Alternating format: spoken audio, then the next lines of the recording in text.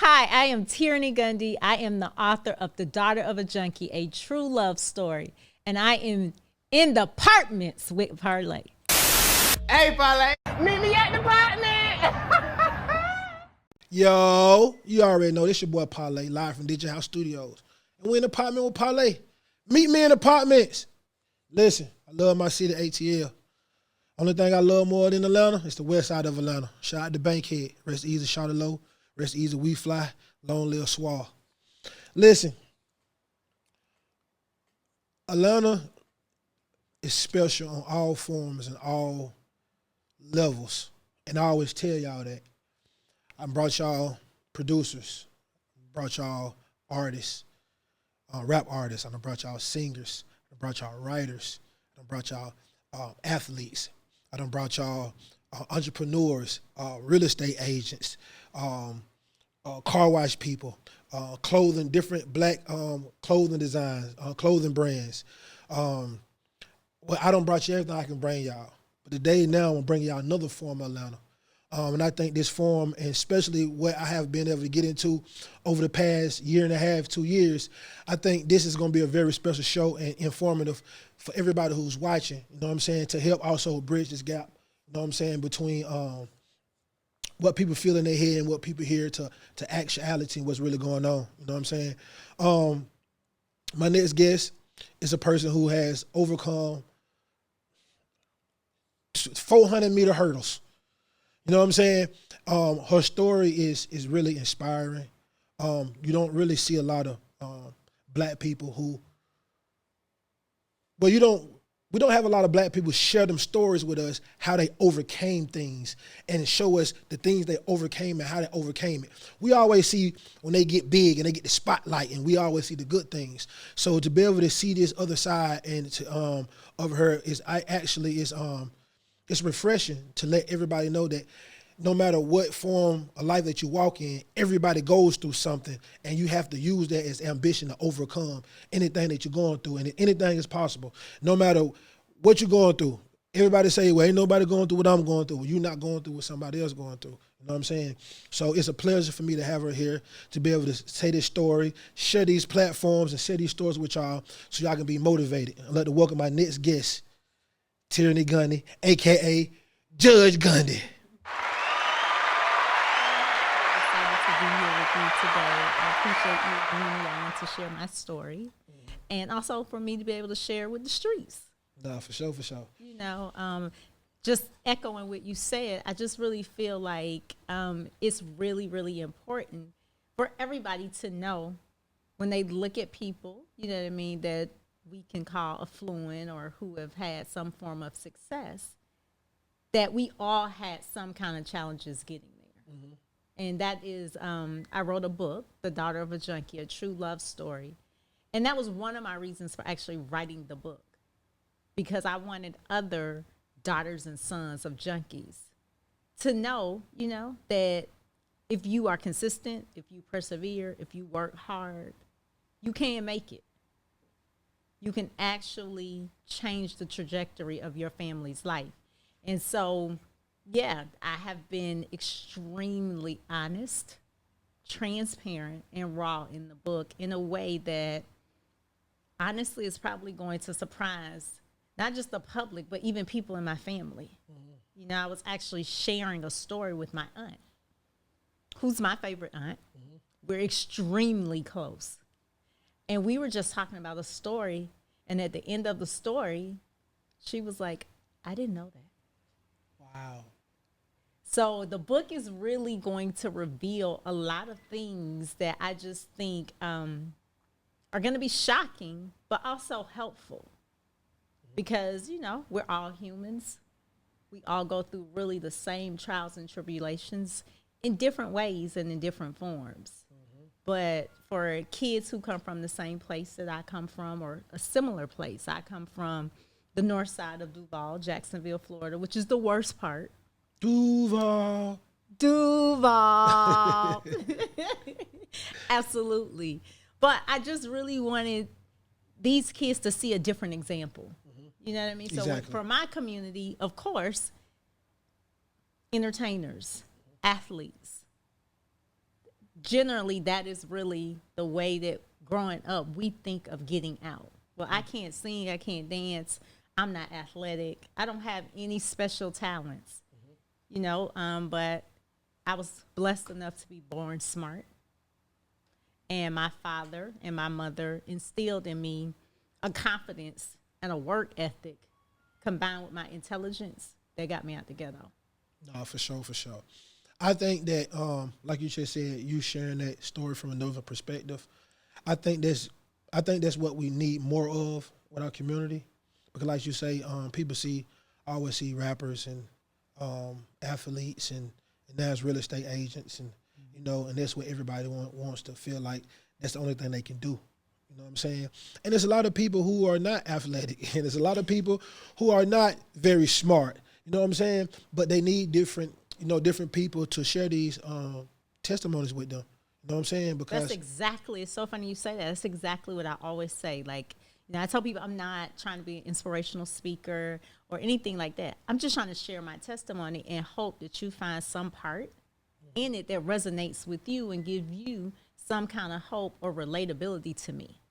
For sure. Now let's do this. I always feel like once you find out who a person is, how they was raised, the type of things that was instilled in them, the type of things that overcame, I always feel like that helps you to understand who they are as a person. Mm-hmm. The more you understand who a person is, the more you relate to them. Even if y'all not compatible, even if you don't, do what they do, it's like, I understand why you do what you do. And I feel like that makes your work and everything that you have going on more interesting, to make more people want to understand, learn. So now people can use their voice for better. More people can say, oh, you know what, she got it. Let me get this book because I want to see what's going on. And they can be changing their life. So let's take it all the way back to where you from, what side of town you grew up on again? I'm from Jacksonville, Florida. Mm-hmm. Duval. You got to say it like that. Once again. Sure. But I'm from the north side of Duval. And just to give you some kind of reference, if you're not familiar with Jacksonville or the north side of Jacksonville, so I had friends growing up who actually went to Jacksonville University who were from out of town. And so when I would go home for the holidays when we're in college, things like that, I would say, hey, yeah, I'm in town. I'm in Jacksonville. Come by. They're like, okay, cool. Yeah, we can hook up. Then I would tell them where I live. What they say there? No, we're not coming over there. Like, we didn't know you lived over there. Like, sincerely. You know what I mean? Like, you're from there? Like, no. That my father has a tent that he's had for 20 plus years where he sells clothes and goods. We would unpack it and pack it every day in all elements of weather. It does not matter. We would have to be there and unpack at 7 in the morning. We would repack around 9 p.m., go home and do the same thing over and over. But it's on Myrtle Ave. They call it Murder Ave in Duval. Okay. So the people who were in college, they were like, oh, absolutely not. No, we ain't coming over there. And no matter how I would try and tell them, you're going to be good. You're going to be fine. You'll be safe. You're going to be with me. Yeah. They was like, No, they never came. Yeah. They're like, that's how I feel when I used to tell people, yeah, come on, come pull up on me. I'm on Bankhead. I'm going home. What? No. Bro, you all right, bro? You go? Nah, bro, I ain't coming over there. Yeah. Meet me up the street somewhere, the train station. No visitors. Nah, no visitors. So to be able to, that's the worst part. Like you said, that's the worst part of Duval. That's like on the Lion King, don't go over there symbol. That's the dark area. Stay away from there. Yeah, stay away from there. All right, boom. Did you also go to school in that area all of your school years, or did you do like most people from the projects, from inner city black communities? They can stay on this side of town, they stay on this side of town, and they move to this side of town. How was your story with that? Yeah, so I moved a lot, first of all, because my father, again, was a crackhead. He's a junkie, a bona fide junkie. People like to say he's a functioning crackhead because he's always been there with us. And then when you meet him, You know, he cleans up well. He puts himself together. He's very intelligent, articulate. But he's a junkie. He's not a functioning junkie. You know what I mean? He's either a full-time father or a full-time junkie. He can never do both at the same time. And I try to explain that to people. But if you're not familiar with addiction or understand how it takes over you, your mind, body, and soul, you don't understand. So because of that and bad choices, we moved a lot. And you know what I mean? To be honest with you, I don't even remember all of the schools I went to. So there are some that stick out. But there are a lot that I can't even remember because we were forced to move, you know, evicted, thrown out, like repeatedly our stuff put out on the curb. And you know how that goes when you're evicted. People are picking at your stuff. You know what I mean? You get there, you don't have anything. So I've started over more times than I could count. Wow. But what I will say is that when I moved to Atlanta when I was in the 6th grade. Okay. And I went to Camp Creek Middle School. Okay. And then I went to Marietta Junior High for 8th grade. Okay. Then I moved to South Georgia, and I went to Tift County High. Yeah. Tifton? In Tifton, Georgia, which is... The country. It's beyond the country. Yes, it is. Yes, it is. Yes, it is. Yeah. So I told people, I thought I was prepared for the world coming out of Duval. Nothing prepared me for the world like Tifton. It was my real first encounter with overt racism. Yes. But what I will say is it made my skin even thicker than it was coming from the north side of Duval. And it made me prepared to deal with anything that would be thrown at me. So, you know, those are the schools that I remember.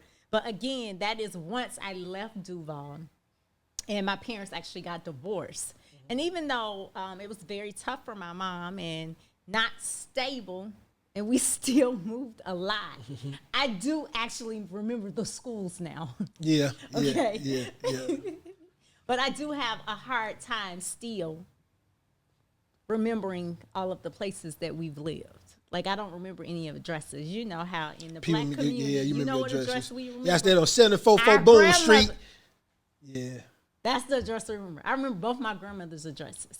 Everybody gonna remember the grandma address. That's what I'm saying, because that's the stability in your life. I don't remember any other addresses. Like my own personal addresses, I didn't remember as a kid. But my grandmother's address, both of them. Yeah, I remember all mine too. All my stuff was in, all my mail used to get sent to my grandma's house too. Exactly. Yeah. Because you knew grandma was going to be there. Yeah. And you knew you was going to get your mail because grandma was going to make sure you got your mail. Yeah. But, you know, God bless my parents. So you graduated from Tipton? I graduated from Tift County High. All right, so you did all the years down there? I did. I did, I guess I did 3 years. Mm-hmm. Oh, that was okay. As you going through all this adversity, you know, being through Duval, you left, you're coming up here.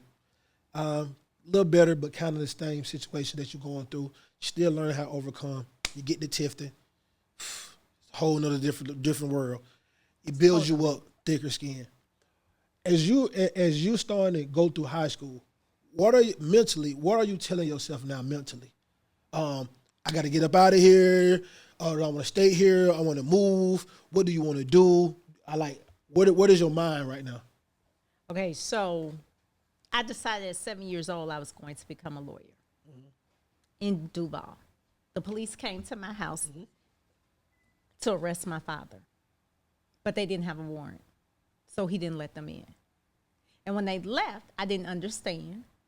He explained to me he was going to get a lawyer to take care of everything. I didn't even know what a lawyer was at 7. So in that moment, you said, I want to be that. I'm going to be a lawyer. Wow. Because I'm going to be the person that helps my daddy. Wow. So at 7, I decided to become a lawyer. Still not really understanding what it was, except that I wanted to help my father, okay?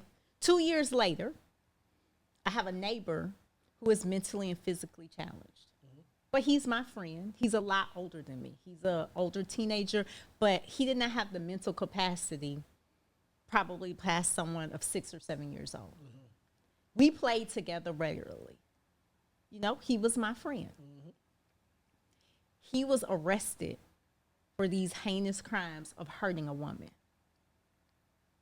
At 9 years old, I understood he did not have the mental or physical capacity to harm anyone. Mm-hmm. It's just not possible. I didn't understand why he was arrested, but even further, I kept asking where he was. And my father finally said he's never coming back. So at 9 years old, that was very hard for me to understand. What do you mean he's never coming back? He has to come home. And so he said to me, he's never coming home. I said, well, you know he didn't do that. He said, yeah, but the judge doesn't look like us, so he never had a fair shot. Wow. Again, at 9 years old, I had no idea what a judge was. So now you're like, I want to be a judge. I'm going to be a judge too. Because I think that the people in my community deserve a fair shot. Yeah, we don't deserve favors. You know what I mean? I tell people all the time, there are good people who make bad choices, and then there are just bad people. For sure. Most of the people in my neighborhood are good people. And most of the time when they make a bad choice, they have some kind of reason that a human would understand. Mm-hmm. They're starving, they're hungry, sure. Their baby's sick.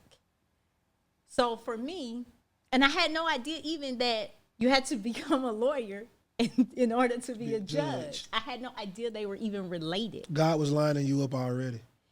From that point forward, that's all I ever dreamt about. And I worked really hard to figure out how to become those things. I never veered. I never lost sight of it. So when I was in Tifton, when you say, what was I thinking about? I'm the first college graduate in my family on both sides. Congratulations. Black excellence. Thank you. But that's all I was thinking about. So again, I told you, I'm not an entertainer. I'm not an athlete. I don't have any extraordinary gift. I've got to go to college. Like, that's my best way of getting out the ghetto. Mm-hmm. I've got to get an education, a degree. Mm-hmm. So in Tifton, that's all I'm thinking about. What do I have to do to get into college? I'm in every activity that you can think of. I'm focused on my GPA. Like, I'm constantly thinking about getting in college, graduating, then going to law school and graduating. So much so, in the 9th grade, one of my teachers slapped me in class. Whoa. Black or white? I mean, did you really have to ask me that? I mean, she is a Caucasian woman. Okay. She was an older Caucasian woman. What she slap you for? Because she was annoyed with me for asking her for makeup work when I was sick. Because again, I just told you, I'm very focused on my grades. It's my only way out. Mm-hmm. I was bothering her. How many times you asked her? At least a dozen. But and she never said nothing to you? She never said anything, and then she put a 0. Wow. So you have to understand, like, as hard as it may be to believe, I'm a lot more relaxed now. I was way more intense as a teenager because that was the intensity that I needed to get out of my circumstance. So I didn't play about my schoolwork, my grades, working, extracurricular. Like, I went to school every day like my life depended on it because it did. Yeah. So I'm already dealing with another teacher who was also a Caucasian woman who refused to teach me. She wouldn't even give me a book. I finally got a book, and I taught myself. So I'm dealing with that already. Then I have this other woman who slaps me in class for asking for makeup work. I'm from the north side of Duval. Mm-hmm. You know my project. We fight. You know what I mean? Like, I grew up fighting. Mm-hmm. There's no way I could have survived. And so that when my mom came to school, and lost it. That is one of the things that I remember her saying because she was so accurate. She's like, if you had slapped anybody else in this school, they would have beat you to a pulp. But because my child is so focused on her education, and she had the wherewithal in the moment to say, if I hit this teacher, it's going to jeopardize my education. It's going to jeopardize my future. Jeopardize my future. So I just got up and ran and called my mom. Like I ran out of the class. But it took everything in me to not hit her back. To not go Northside Duval. To not go Northside Duval. But if I had, to be candid, and you know this growing up in Bowen homes, the only thing that changes us from sitting here right now is a decision. Facts. You know what I mean? If I had made a different decision, if I had hit that lady, I wouldn't be here right now. In South Georgia, in Tifton, yeah, she can slap a little black girl. But I, as a little black girl, cannot slap a white teacher. Nah, for sure. In the 90s? Yeah. No. It would have changed my life. And I'm used to fighting at this point as a child because I won't say that I was bullied, but I was constantly tried. For sure, for sure. I like the way you put that. Yeah, it kept trying me. Yeah. And so it's a natural reflex for a child. I mean, for a human. If I was to get up and slap you right now, your natural reflex, your body would move. For sure it is. But again, because I was so focused in Tifton, and it was hard. Like I said, I had never experienced anything like that. And I'm coming from Atlanta, where I, for the first time in my life, see black entrepreneurs, black doctors, black lawyers, black politicians, like things I had never seen in Duval. So I'm really kind of on a high in a cloud, like, oh my God, this is amazing. And then I'm thrown into Tifton, and I'm struggling because there's just this overt racism that, mind you, no one would speak on or change. It was kind of like, in my mind, I was like, I can't fight the system in the way that I want to. I have to beat the system by being the best. Facts. So that is what I focused on in Tifton. Like, I have to excel in order to get out of here. Now, I do want to give that woman, that teacher, credit for two things. My sister also was taught by her. She was amazing to my sister. So if nothing else. She made it up with your sister. I'm not going to say she Not made it up. You can't make that up, but. No. I'm going to say that because me and my mother fought her so hard, she changed her behavior with my sister. So she did not, even if she refrained, even if it was still there, my sister did not have the same experience. And that's what we want, for the ones who come after us to have a better experience. Secondly, at my sister's high school graduation, she came up to me and apologized. Like, sincerely. Because in the 9th grade, when she apologized to me, it wasn't sincere.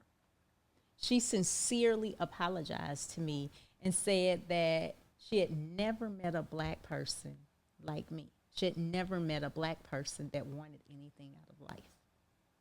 Wow. So, yeah.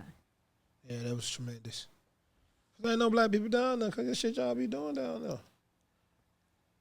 My mom is from Tifton, and she moved us back to Tifton because, again, she separated with my father and that was home parents. for her. Yeah. That was home, and that was all she knew. But I was clearly a fish out of water. But again, the one thing I will always credit Tifton for, preparing me for the world. For sure, because after going to Duval and Atlanta and Tifton, yeah, there ain't too much you can go through. Yeah, it's nothing left. It's definitely not anything I'm left. like, you can drop me in any hood and I'll be okay. No, for sure. When you graduated, what school did you go to? Oh, what a wonderful question. Clark Atlanta University. Sure. Shameless plug. I think everybody should go to Clark Atlanta University. It was an amazing experience for me. Why not Spelman? I love Spelman for other people. Mm-hmm. No shade. And the reason I just asked because I know around these times it was like black women. I want to go to, Spelman. That was like the thing for for black women then. So that's why I just asked that. Not even think I would have picked Clark too. I mean, just of course you would. Yeah. Who wouldn't? But no. For me, I was actually going to the University of Georgia. I'd always planned to go to the University of Georgia for undergrad and law school because I knew that I was going to be a lawyer. And at the time, all of the governors of the state of Georgia went to the University of Georgia. Oh, yeah, that's only makes sense. Yeah. So I'm like, if I'm going to be a lawyer, I'm going to Georgia. But I was thinking that I should go to UGA to get a head start. So it's easier for me to get accepted to law school there. Mm-hmm. I went to visit Clark Atlanta on a humbug. This is the end of the school year. So I already have chosen UGA. So, we graduate in June. Mm-hmm. This is probably like April. I have a scholarship, and again, a girl like me, I need a scholarship to go. For sure. No, for sure. I mean, so I go to Clark Atlanta, and here's the truth. I only really went because I got to get out of school for a day. Wow. And so it was Atlanta, and my best friend still lived here, and I wanted to see her. Because again, just remember, I was already going to the UGA. Mm-hmm. So I had made my college choice. Yeah, I'm just going to get out of school, go see my friend real quick. Exactly. But I got to go to the school because I said I'm going to come, so let me go real quick. I got to do that. I go to Clark Atlanta, and I cannot explain in words how every sensory in my body was lighting up. It was like I went to a gospel concert. I went to a step show. I went to a class. I went to a fashion show. I went and sat on the yard. I got to meet some Greek organizations, AKA, I'm actually an AKA, I pledged sweet apple pie. But to see all of this and be immersed in it was the most comfortable I had ever felt in my life, in my own skin. Ain't shit like no HBCU. Period. I argue with your mama. Ain't that like HBCU? Nothing. Not for us. Not for people who come from where we come from. Yes. Mm-hmm. And so, again, my daddy is a junkie. This is a reason why, I say he's incredible. You know what I mean? And I love him. I'm a daddy's girl. And I decided off that weekend, I'm not going to UJ. I have to come here or I'm going to be a failure. I go home. I tell my dad, I can't go to UJ. What'd he say? Clark Atlanta. But I had all these side scholarships that I was going to use at school for UGA as spending money. Mm-hmm. I'm like, but I'm going to put all my money, I'm going to invest in myself. I'm putting all my chips on the table. I'll get a job. I'll work. You know what I mean? I'll be on a budget. I'll do whatever it takes. But I have to be here. I'm telling you that, you know what I mean? I have this thing, again, I say this, people from our community understands. I have a gut feeling about, and I always listen to my gut. It kept me alive. You better. I said, I'm telling you, I have to go to Clark Atlanta. My dad said, then you got to go. So that easy. That easy. Then I said, but I'm $3,000 short. Now, I mean, that might not sound like a lot to people who have 3 bands right now. No, that's a $3,000 lot, period. It don't matter how much money you got. Somebody tell you, give me $3,000, you're going to be like, for what? In the 90s, $3,000 felt like asking for $50,000. You know what I mean? Like, we didn't have it. I said, but I'm $3,000 short. My daddy said, I'll get it. Just like that. You do what you gotta do. I'll get it. I'll have your money. I said, well, I need $3,000 each semester. So I'm short $6,000. And you have to pay by this time or they will kick me out. I said, but if you come up with the money, I promise you I will get a 4.0 and I will figure out how to pay for the rest of it. But you got to give me a fighting chance. Not only did my daddy have my money, it was on time. Talk to Never him. was late. Talk to him. Never late. Hey, you talking about for real, for real. Shout out to Paul. Give him a clap. Yes! Yeah, claps and claps, man. For sure, for sure. That's right. For sure. Boom, you get the card. You going through. Did you keep promise on that 4.0? Absolutely. For sure. Absolutely. And I went to the honors department. Shout out to Dr. Jenkins. She passed last year. But she is a black woman who really, really found a way or made a way, which is our motto for so many kids. I went to her office every day. I don't mean some days. Every day. Dr. Jenkins, I am not going to be able to come back if I do not get a scholarship. I'm going to get a 4.0. I promise you that. But I need some money or I'm going home. And I want to say this, like, you know what was really beautiful too? Mm-hmm. Talk to me. Was so many kids there whose parents had paid in full. I had never seen anything like that in my life. Like, I'm like, you had enough money to pay for all of college and live? Like, coming from the north side of Duval, I'm like, we don't have an extra $300. I'm telling you. I'm telling you. For real, for real. We are short. So for the parents, and most of the kids there, their parents had paid their way. Like, I was blown away. You never seen that like it. Never seen anything like, man, what the hell it. is going on around here? Yeah, I said, no, and then some of those kids weren't going to class. Like, I was going off like I was their parents. Like, do you know how much money your mama paid for you to be here? What is wrong with you? Like, I mean, I was offended. If you don't get up and go to class, you better get your behind in class. Wow. But yes, and so I went to her office every day, and she told me as long as I kept my word, she would keep hers, and I wasn't going home. Wow. Yeah, and she found me a scholarship my sophomore, junior, and senior year. Well, that was all right. Yeah, that's all right. Shout that out was to better her, than man. all right. Yeah.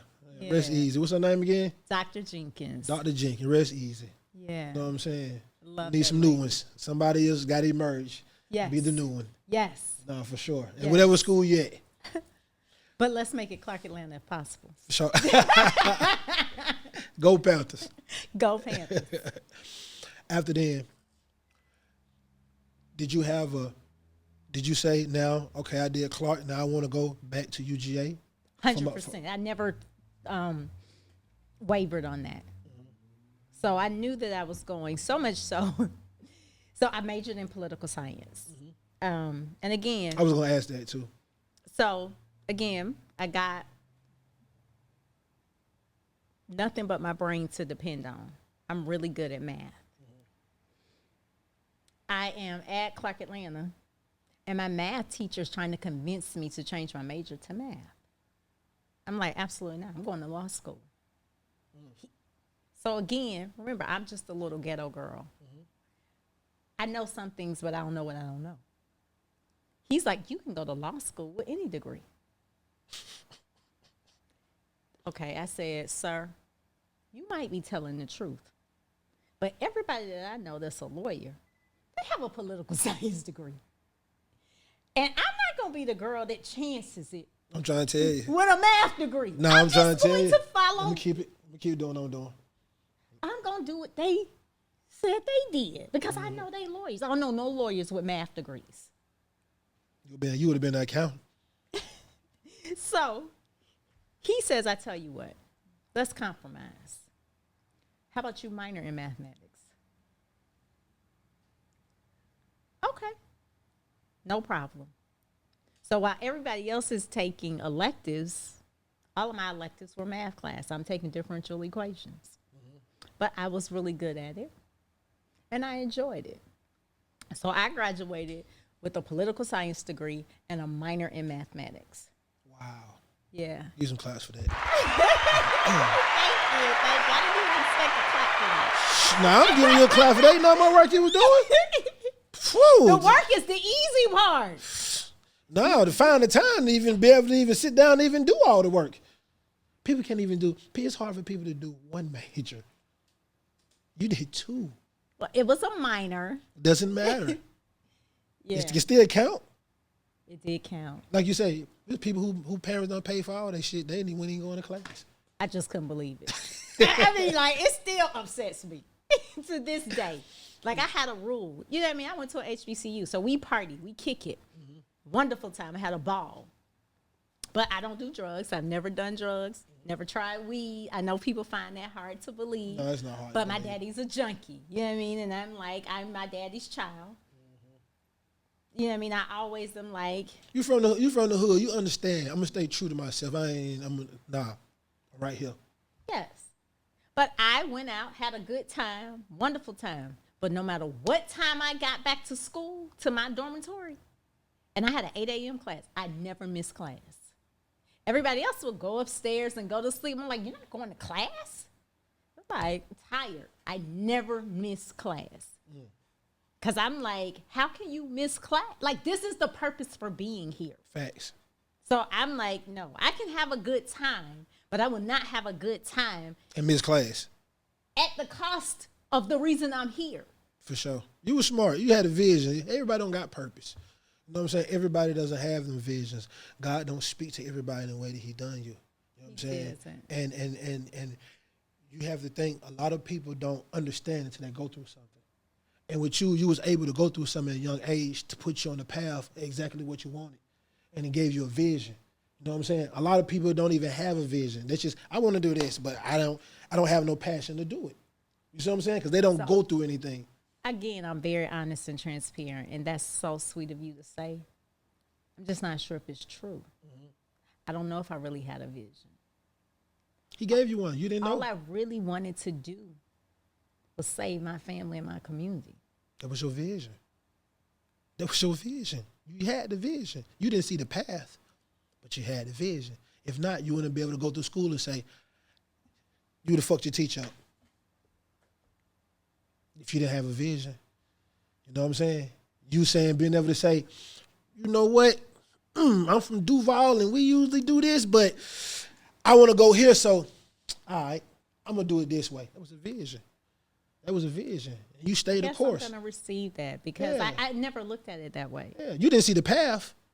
I just knew that I had to save me and I had to save my little sister. And you seen that. That's vision. That's vision. You had vision before you knew it. To be 7 years old and to say, I want to be able to save you. And if this is what you say can save you, I want to be that. That's vision.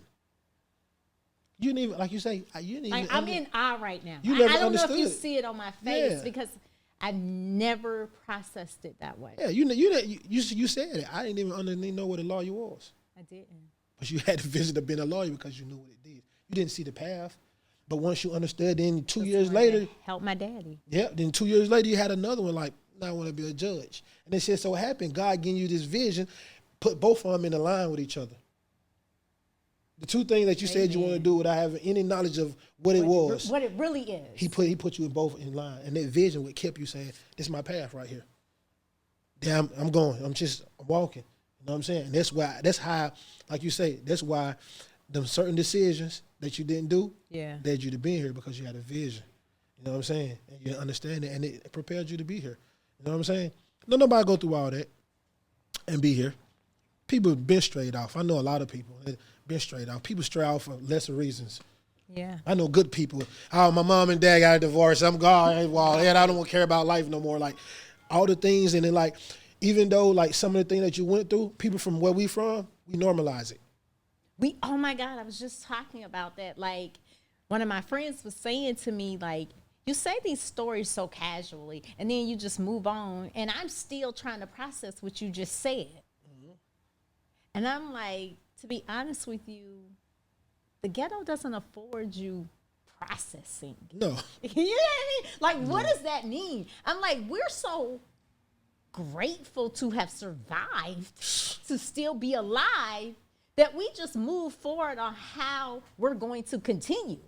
I'm like, so yeah, no, I had gratitude just for being alive. I mean, I can think of a dozen times literally where I could have been dead, where I should have been dead, but I'm here. I'm like, so for me, I never was like, oh my God, I was almost dead. What am I going to do now? I was like, oh my God, we made it. All right, let's get out of here. Yeah. You know what I mean? Let's go get something to eat. Like, we are moving on. I was like, because every day, every hour of every month of every year, something bad happens in our community. Yes. And if we let one bad thing or 10 bad things stop us, we We'll would never be here. We'll never be here. You always have to keep going. For Like, sure. I'm like, so again, yeah, it's like I didn't know how to stop. You know what I mean? I just, you made me think about when you were saying good people make decisions, you know. Everyone in my family, everyone is absolute statement. Most people in my family have children It's before. that education kicked in there. I'm always lecturing my children about don't make absolute statements. Most people in my family had children, their first child, by the time they were 15, and multiple children by the time they were 18. So I decided, and my sister and my cousin decided we were not going to have babies. You know what I mean? Because for me, that was a death sentence to be a teenage mother. Because all the teenage mothers I saw were stuck. Yeah. You learned, huh? Everybody need to learn like you learned. You better start paying attention. You better start paying attention, please. For real. No. And my cousin, she got pregnant. Wow. The one who said they wasn't going to get. I was devastated like it was me. Because we were supposed to make it together. We were supposed to, she's 4 years older than me. So she was supposed to go to college, show me the ropes, learn everything. I was supposed to follow behind her. When she got pregnant, it broke my heart. Like, broke me. But it also just pushed me to, I'm definitely not going to be a teenage mother. Like, because I'm like, now it's on me. But more importantly, I have a little sister who does everything that I do, who follows me, who looks up to me. And I'm not going to let her down. So me and my sister, I'm sorry. I love you, cousin. But now I just got to worry about us. And we're getting out of here. For sure, for sure. But let me tell you how wonderful God is. That same baby that she had is a doctor. Wow. So she wasn't just a teenage mother. She was an amazing mother. She kept it going. She kept it going. She made him. She veered off, but she got back on road. She got back on the road. She got back on the road. And then she graduated from college later in life. That's amazing. Yeah. Congrats to her. I'm so proud of her. Congrats to her. Yeah. Congrats to her. Good leadership. Tell you, y'all learned. You learned. That's a vision. It's a vision. In order for anybody to stay on path for anything, they have to have vision, even if they don't know exactly what they're doing or where they're going. You know what I'm saying? And that goes. And when you put vision to action, it becomes ambition. You got a preaching here tonight. So, give yourself a hand clap. No, for real, but that's what it is. You know what I'm saying? 'Cause a lot of people can see a lot of things. A lot of people can see, but a lot of people don't put action to what they see. You know what I'm saying? Yes. Anytime anybody start doing anything, like a lot of people just say, I want to do this, I'm going to start doing it, I don't know nothing about it. That's ambition. Absolutely. You know what I'm saying? Because you see something in your head and you want to do it, you put action to it. You know what I'm saying? And like I said, that's what you did. That led you to UGA. Now you're at UGA, working on your lawyer's degree, right? Mm-hmm. How long did you do at UGA? 3 years. 3 years. You got it in 3 years? 3 years, yes. How long did you usually go? 4? No, 3. It's 3? It's 3 years. So to be a lawyer, you really got to go to college for 7 years. Absolutely. Take some time. You were dedicated. Yes, and I actually did a master's program at Clark Atlanta. So it did take. So you still taking 2 classes? You still taking 2 classes? We don't know. My Give me another teachers, one. my professors, they always saw so much in me and talked me into things that weren't planned. So the head of my department decided that he was still fighting for me to actually go into politics. He wanted me to get a PhD in political science. So he said, if you get a master's, I'll pay for it. So I'm like, well, it can't hurt. You know what I mean? I'll do a 5-year. It was a 5-year program. It just added an extra year. No problem. Okay, I'll go. I'll do it. I did all my coursework. But then my thesis, in order to graduate with a master's, you have to complete your thesis. The professor who was over my thesis, who had to approve it, passed away. And so I would have had to start that process with someone else. Okay, well, I had committed to only a year because I was going to law school.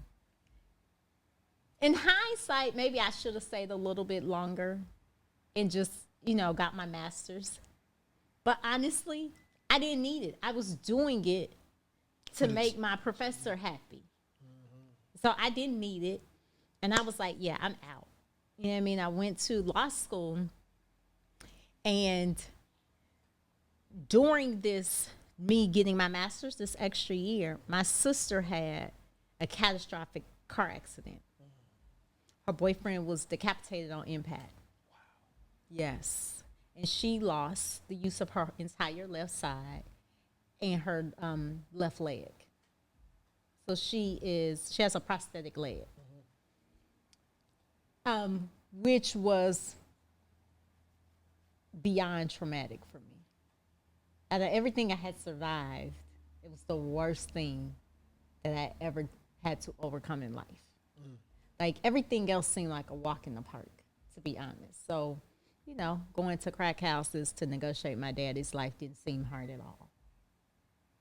Resuscitate my mom, who had OD'd on my dad's stash, didn't seem like nothing. The mere thought of losing my sister, the only reason I felt like I was alive, and probably a huge part of this vision you're speaking of, was hard. Back to this word of processing, to process. So my sister is fighting for her life in a hospital bed while I'm working on my master's. But I decided I'm not going to go to law school right now because I need to take care of my sister. In her hospital bed, she grabs my hand and says to me, I could never live with myself if I thought I was the reason that you didn't follow your dreams. You have to leave me. You've nursed me back to health. You have to leave, and you have to get into law school now. I don't want you to delay. She made me leave. I applied. Because I was taking care of her, I applied late. But Won't he do it? God did.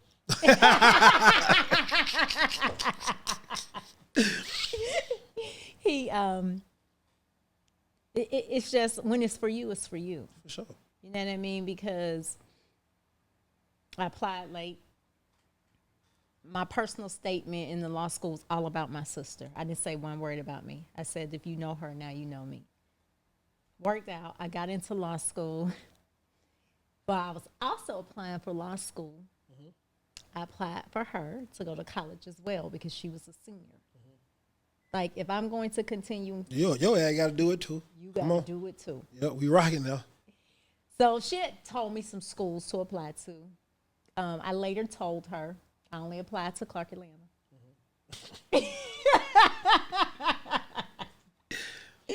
Because I wanted to create our own legacy.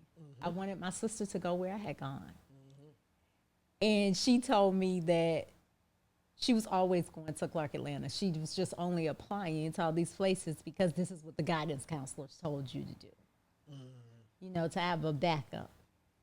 So she got into Clark Atlanta and I got into UGA Law School. And basically, we helped each other through that time. I lived in Athens, but she lived here. She came to my house probably every weekend. But by my third year, I moved to Atlanta because it was just too much and I needed to be closer to her. And I was working full time at Houston's. So I commuted back and forth to law school. That's what's up. When you finished law school, did you go straight to law practice? Or did you say, now I got my lawyer's degree, let me prepare for being a judge? No. So interestingly enough, the only people who knew that I really wanted to be a judge was my family. Okay. Because again, from our hood, you don't tell people your moves. You better not. Yeah.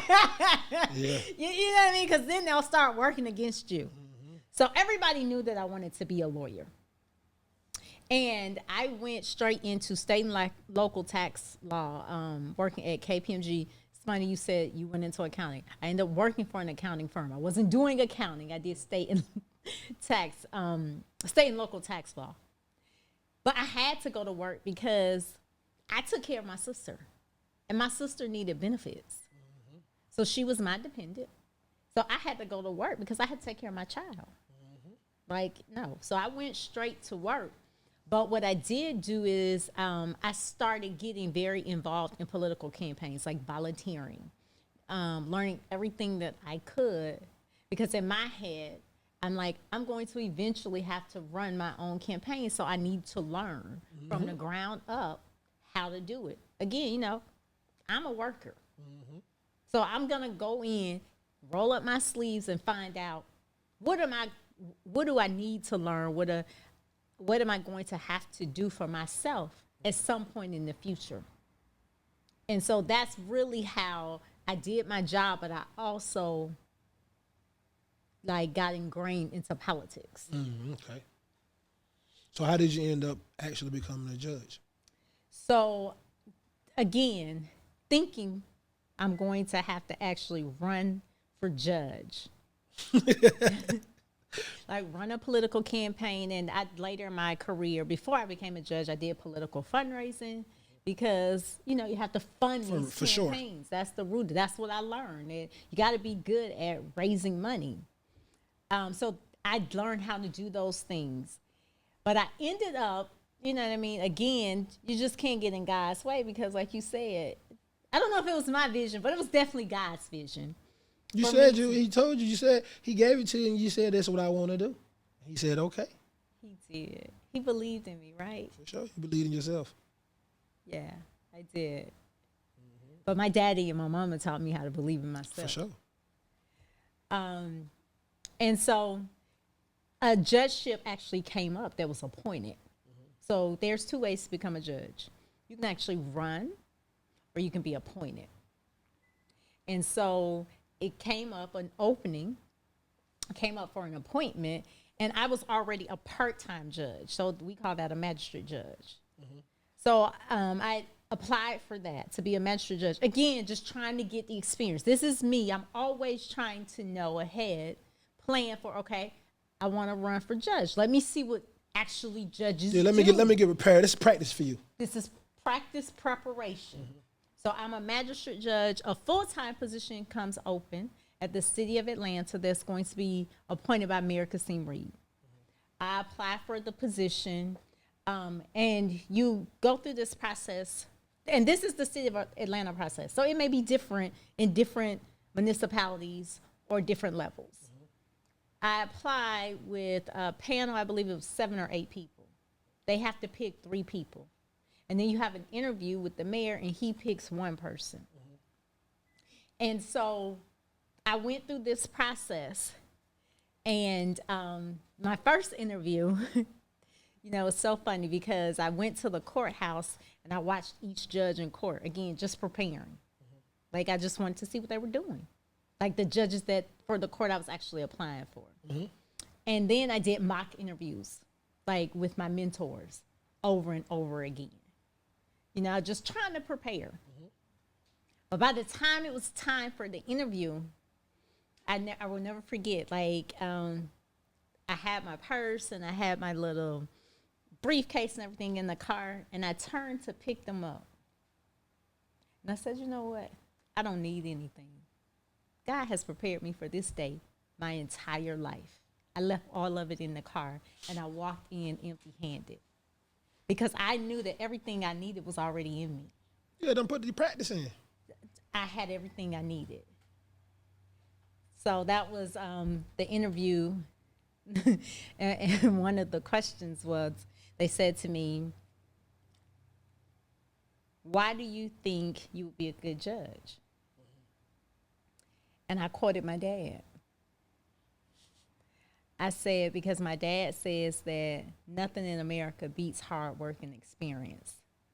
And I have both.